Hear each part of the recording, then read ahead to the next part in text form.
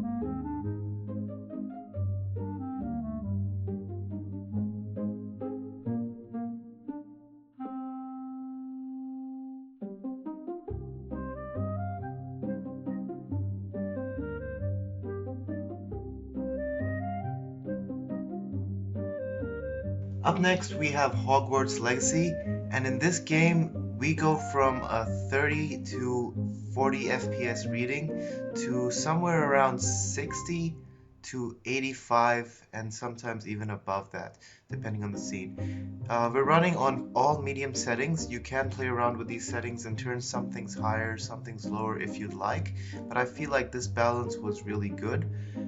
As you can see, the performance is really good here. I tried playing this game with the Decky FrameGen mod as well. And while I did have a decent experience, I'd have to lower the FSR to performance to get 60 FPS back then. Now I'm playing with FSR balanced, and you could even switch to XeSS and have a really good experience on games like this.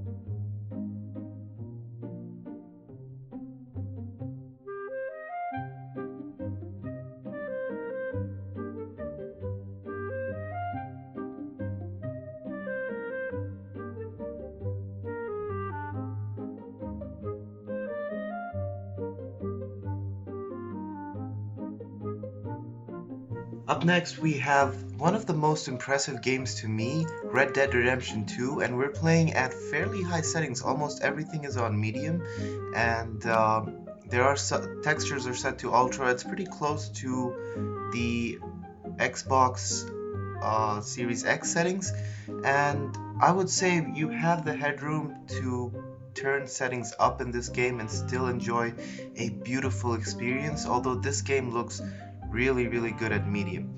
And we went from a 35 to 45 FPS experience to being consistently over 60. In fact, we're running around 70 and 84 FPS most times in this game. Again, guys, for all the games in this, the input latency feels next to minimal, and the motion smoothness is definitely a lot higher than before.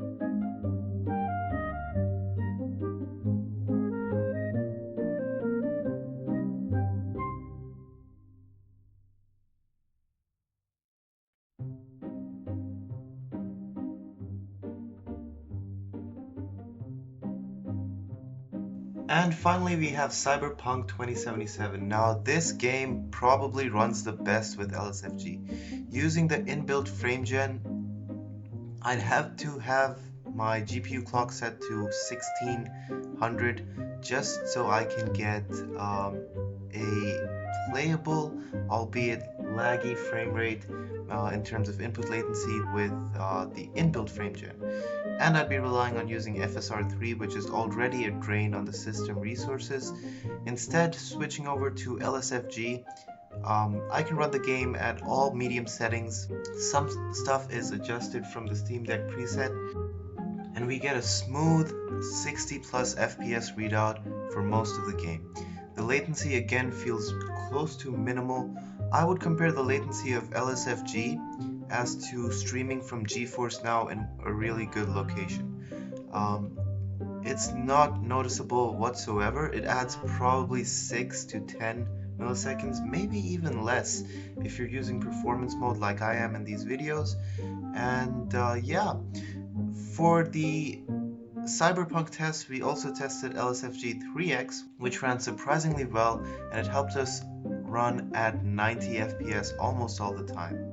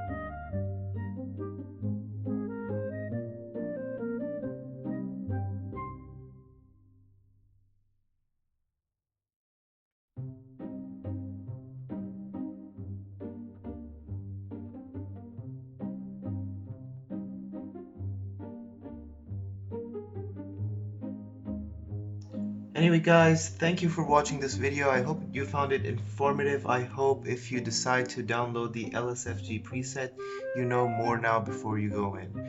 I recommend looking at Deck Wizard's install guide. That's the one I personally followed, although he did make a few mistakes with the settings. In terms of the flow scale, I usually use 80%. If it's a really demanding game, you can go down to 75. If it's an easier game to run, you can go up to 85.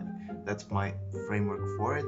And I also pretty much always use 2x frame gen, unless there's a niche condition where I could try out 3x. That's been it for me, guys. Thank you very much for watching my video. I hope you have a wonderful day ahead, and yeah, like, comment, and subscribe. Tell me what games you'd like me to test in the future. Dark Ruler, aka Blackheart909, signing off.